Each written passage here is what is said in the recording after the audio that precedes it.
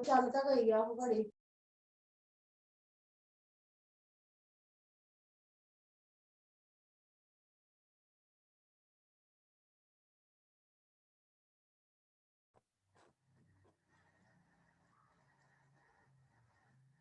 बिस्मिल्लाहिर्रहमानिर्रहीम। अस्सलाम वालेकुम बच्चों। वालेकुम अस्सलाम मैम। बेटे कैसे हो आप सब लोग?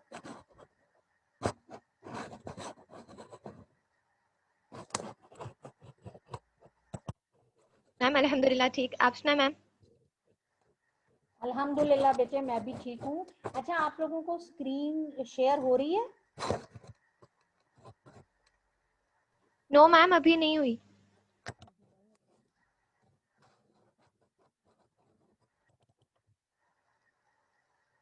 अब चेक करो। Yes ma'am. ओके ठीक है। अच्छा हम लोग अभी जितने भी लेक्चर्स पढ़े हैं मेनली हमारे प्रोटीन सिंथेसिस इनहिबिटर से रिलेटेड थे। अब आप लोग मुझे ये बताओ कि आप लोगों को क्या क्वेश्चन पूछने हैं या क्या कंफ्यूजन है, हम वो डिस्कस कर लेते हैं।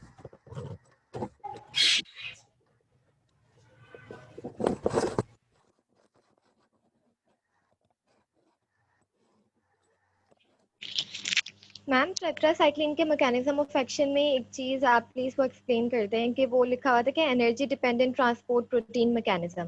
मैम मतलब वो प्रोटीन चैनल्स के थ्रू एंट्रेंस करता है।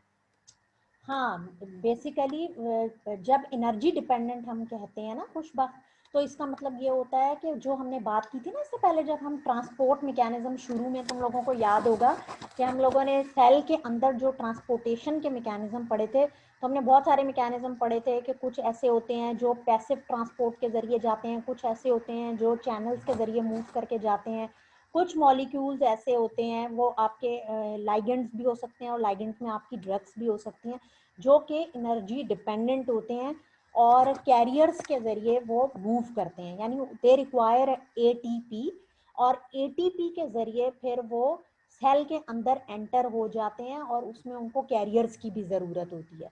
तो ये बेसिकली टेट्रासाइक्लिन जो हैं उनके बारे में भी यही है कि ये एनर्जी डिपेंडेंट ट्रांसपोर्ट मैकेनिज्म के जरिए सेल के अंदर चले जाते हैं। क्योंकि देखो एक बात तो बिल्कुल अंडरस्टूड है कि जो प्रोटीन सिंथेसिस इनहिबिटर्स होते हैं ना, उनको प्रोटीन की सिंथेसिस को इनहिबिट करना है तो डेफिनेटली उनको सेल के अंदर जाना पड़ेगा, ठीक है ना। बैक्टीरियल सेल की अगर हम बात करें तो बैक्टीरिया के सेल के अंदर है प्रोटीन, और फिर उनको डेफिनेटली सेल के अंदर सबसे पहले जाना है। अब वो पोरिन चैनल से जाएं या एनर्जी डिपेंडेंट मैकेनिज्म से जाएं, but first they have to reach inside the cell, ठीक है।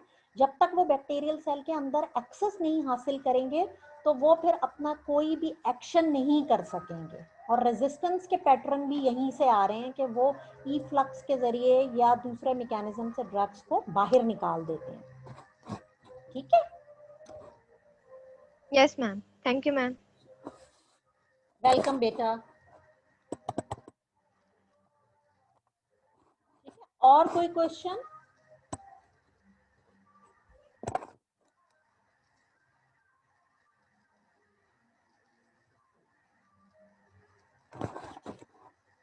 बच्चों और कोई क्वेश्चन है? कोई और बात समझ ना आई हो?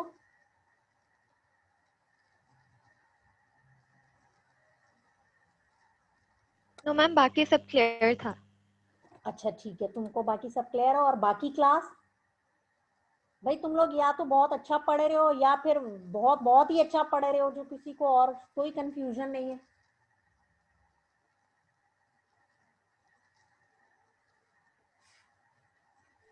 यस मैम समझ में आ रहा है जो आप पढ़ा रही हैं। अच्छा बेटे ठीक है।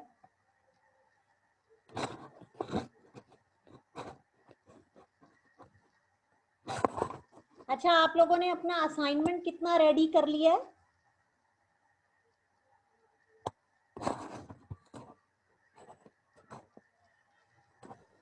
मैम असाइनमेंट कम्प्लीटली रेडी है, बस उसको आज सबमिट करना है। अच्छा नहीं, मैं टॉक्सिकोलॉजी वाले असाइनमेंट की बात कर रही हूँ, माइक्रोब्स वाले की नहीं। यस मैम वो भी रेडी है मैम, वो आपका क्या कहते हैं एलएमएस पे सिर्फ सबमिट करना है।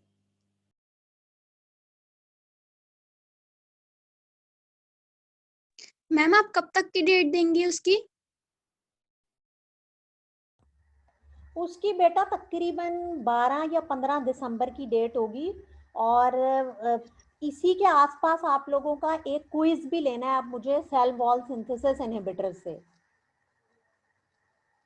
ठीक है? जो आप अब हम टॉपिक वाइज अपना क्विज ओके भी स्टार्ट कर देते हैं। उसका रीजन ये है कि आप लोगों की तैयारी हो जाए टाइम से। तो अब पहला चैप्टर अब तुम लोग सेल वॉल सिंथेसिस इनहिबिटर्स का रेडी रखो। तकरीबन 12 या 15 इसकी मैं LMS पर डालने वाली हूँ इस क्विज को। तो वो आप लोगों को एक वो क्विज देना है और ये असाइनमेंट भी उसके आसपास जमा करना है। लेकिन फिर टॉक्सिकोलॉजी की तैयारी आप लोग बाद में करेंगे, तो उसका क्विज बाद में होगा। पहले सेल वॉल सिंथेसिस इनहिबिटर्स का क्विज होगा। ठीक है मैम। Okay ma'am. अच्छा, मुझसे किसी ने ये क्वेश्चन पूछा था, मैंने कहा था मैं डिस्कस करूंगी क्लास में। ये देखो इस टाइम आप लोगों के सामने मैंने ये पिक्चर खोली भी है कि ये जो प्रोटीन के जो सब यूनिट्स होते हैं बैक्टीरिया के अंदर, ये एक 50S राइबोसोमल सब यूनिट है और एक 30S राइबोसोमल सब यूनिट है। लेकिन क्यूमुलेटिव अगर हम इस राइबोसोम की बात करें तो हम कहते हैं कि ये 70S राइबोसोमल सब यूनिट है, ठीक है? अब किसी ने क्वेश्चन मुझसे ये पूछा था, मेरा ख्याल मॉर्निंग से था या इसीलिए अभी मॉर्निंग के बच्चों को मैंने थोड़ा लेट टाइम दिया था, वो भी ज्वाइन कर लेते तो सुन लेते कि 50S और 30S को अगर वो कह रहे थे कि हम कंबाइन करें तो ये तो 80S बनता है, तो इस ये 70S क्यों बन रहा है? क्वेश्चन समझ आया तुम लोगों को? Yes ma'am. तो देखो, यस मैम समझ आया है। हाँ, तो ये तुम लोगों के जहनों में भी शायद इस तरह का कोई क्वेश्चन हो, इसलिए मैंने कहा था कि मैं ये क्लास ही में डिस्कस करूंगी। तो होता यह है कि ये जो 50S है और ये जो 30S राइबोसोमल सब यूनिट्स होते हैं, ये एक्चुअली स्वेडबर्ग जो है ना, ये इनका सेडिमेंटेशन रेट को इंडिकेट कर रहा होता है, ठीक है? कि किस तरह ये सेडिमेंट हो रहे होते हैं। इस सेडिमेंटेशन को अब देखो, अब ये एक यूनिट ये है आपके पास। एक मिनट में आप लोगों के लिए ना कुछ यहाँ पर वो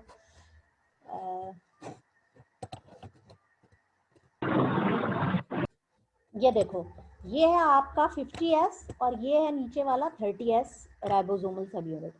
ये स्वेडबर्ग इंडिकेट कर रहा है कि ये किस तरह से सेडिमेंट होगा, ठीक है? और ये अगर इस यूनिट को आप अलग से सेडिमेंटेशन कराएं तो इसका जो रीडिंग आती है वो 50S आती है, 50 स्वेडबर्ग आती है। इसी तरह से अगर आप इस सब यूनिट को ले लें 30S वाले को और इसको अगर आप सेडिमेंटेशन के लिए डालें ट्यूब में, तो इसका जो स्वेडबर्ग पे रीडिंग आती है वो 30S, क्योंकि ये छोटा है साइज में। तो जो जितना छोटा है तो सेडिमेंटेशन रेट उसका उसकी पावर कम यूज होगी, 30S में आ जाता है और ये 50S में। अब इस बात को समझने की कोशिश करो कि जब हम इसको कंबाइन करके डालते हैं ना इसको, यानी 30S और 50S को जब आप मिलाकर डालेंगे इसको क्यूमुलेटिव ट्यूब में, तो फिर आप देखें कि इसका जो पावर लगेगी ना वो इनको मिलाकर थोड़ी सी कम हो जाएगी, क्योंकि इंडिविजुअल में इस 50S पे यहाँ एक अलग लग रही थी और नीचे से भी एक अलग लग रही थी इस जगह से। इसी तरह 30S पे ऊपर से एक पावर अलग लगती है, जब आप टेस्ट ट्यूब में डालें नीचे से एक अलग लगती है। लेकिन जब आप इसको मिलाकर डालते हैं एक यूनिट को 30S 50S को क्यूमुलेटिव डालते हैं, तो फिर ये जो सेंटर वाली जो पावर है ना यहाँ पर जो लगेगी नीचे से 50S के नीचे, वो नहीं लगती है। तो इसका जो थोड़ा सा स्वेडबर्ग में रीडिंग है वो थोड़ी कम हो जाती है।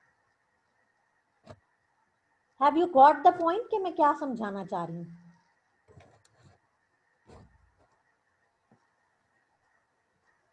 Yes ma'am. ठीक है, तो इसीलिए हम इनको ऐड नहीं करते, वरना जनरली ये बच्चे क्वेश्चन करते हैं कि इनको तो हम अगर ऐड करें इस 50 को और इस 30 को अगर हम ऐड करें तो ये तो 80 होना चाहिए।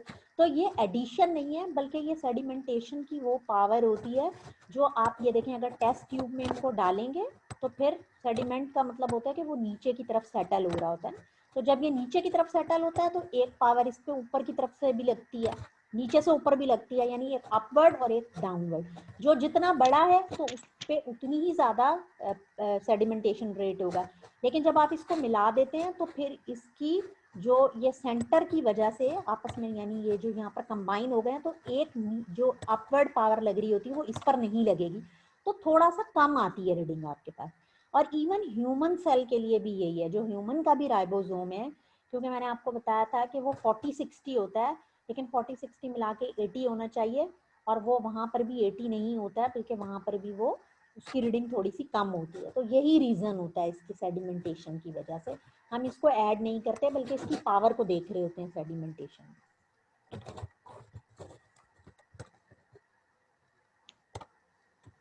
ठीक है क्लास, ये पॉइंट क्लियर हो गया? Yes ma'am. Okay good. और इसका मतलब किसी को कोई क्वेश्चन नहीं पूछना, सबको सब कुछ क्लियर है?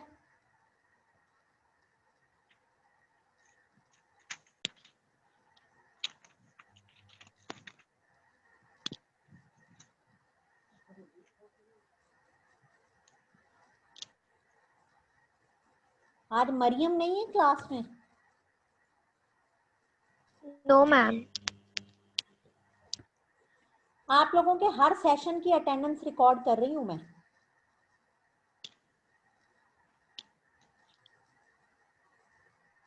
मैम आज शायद फ्राइडे है, तभी बच्चे क्या कहते हैं अब ज्वाइन नहीं कर सके मे बी। ये क्या बात हुई कि फ्राइडे है तो ज्वाइन नहीं कर सके? मैम काफी क्योंकि मैम हमारी क्लास के काफी बच्चों को फ्राइडे वाली क्लास से मतलब प्रॉब्लम्स थी। अच्छा, लेकिन आप लोगों के टाइम टेबल में फ्राइडे को भी क्लासेस हैं, सिर्फ सैटरडे संडे आप लोगों का ऑफ होता है। यूनिवर्सिटी आते तो तुम लोग सुबह से शाम 4 बजे तक पढ़ते नहीं थे क्या?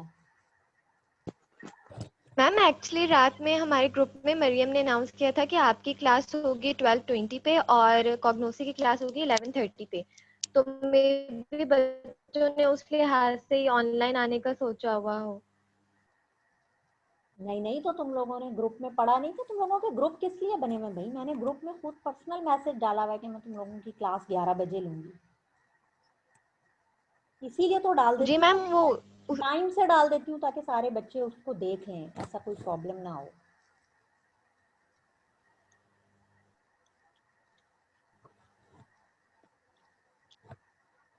अच्छा बच्चों, कोई और कंफ्यूजन है? किसी ने कुछ और क्वेश्चन पूछना है?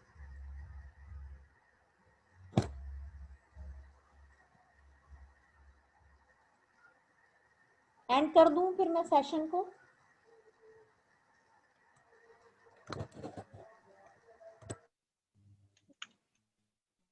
जी मैम।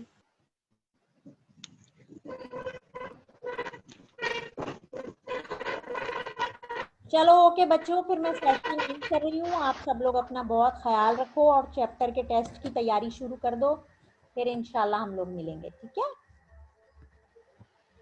ओके, अल्लाह हाफिज। Okay ma'am. हाफिज।